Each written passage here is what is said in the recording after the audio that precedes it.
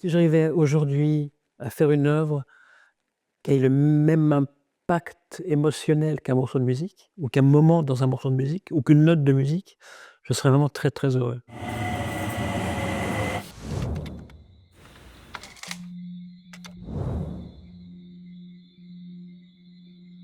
La démarche globale, c'est d'être artiste, c'est-à-dire de se situer par rapport à la société, dans un territoire très particulier. Pendant longtemps, je pense que les artistes ne cherchaient pas à définir ce territoire. Ils le revendiquaient par le travail, mais pas vraiment par un statut social. Cette histoire de la première peinture que j'ai faite avec le mot taxi, parce que j'étais chauffeur de taxi la nuit en étant étudiant, c'était un point de départ d'une façon assez innocente. Les choses que je continue de faire ont toutes à voir aussi, je crois, avec une question de limite. La peinture est faite d'un cadre qui est lui-même une limite. Le mot seul, on ne sait pas à quoi il réfère, on ne sait pas à quoi l'attacher.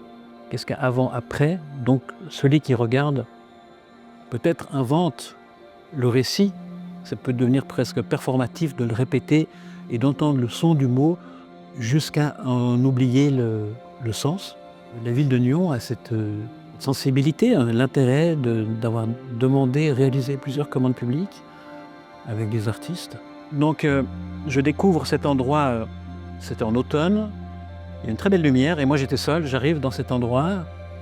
On m'avait indiqué que c'était au départ du chemin de Cossy, avec la gare de Nyon en dessous, le quartier de la Levrate au-dessus, et que ça allait être en quelque sorte une voie verte, et que les gens l'utiliseraient pour aller du quartier nord, du nord de Nyon, à la gare.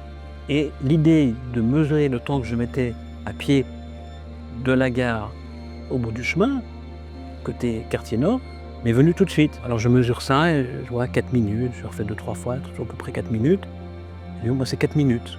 C'est très court, mais en même temps, c'est 4 minutes assez intenses dans un cheminement quotidien, des gens qui vont travailler ou qui reviennent du travail.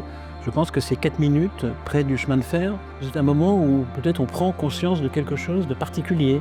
Et assez rapidement, je pense que ces 4 minutes sont d'une façon pas du tout scientifique, mais un peu métaphorique. Peut-être sont les 4 minutes qui nous séparent de quelque chose de, je sais pas, d'un clash climatique. Aussi une notion de temps, le temps qui passe, le temps qui s'écoule, le temps d'où on vient, le temps où on va, le temps qui reste. Et quand on s'arrête, comme les peintures sont peintes sur ces grilles, les cabotis métalliques, quand on est en face de la peinture, elle est transparente. Elle se lit que d'une façon oblique. Donc en face de la peinture, le temps disparaît.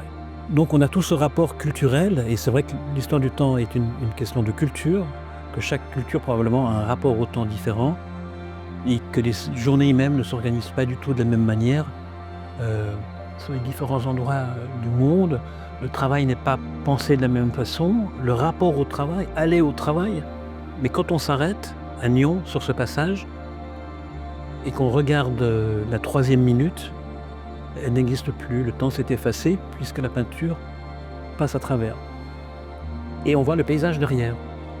Donc c'est tout ça, ce rapport que j'ai voulu installer avec cette pièce à Nyon. C'est cette conscience du temps, mais conscience paradoxale puisqu'il disparaît quand on s'arrête.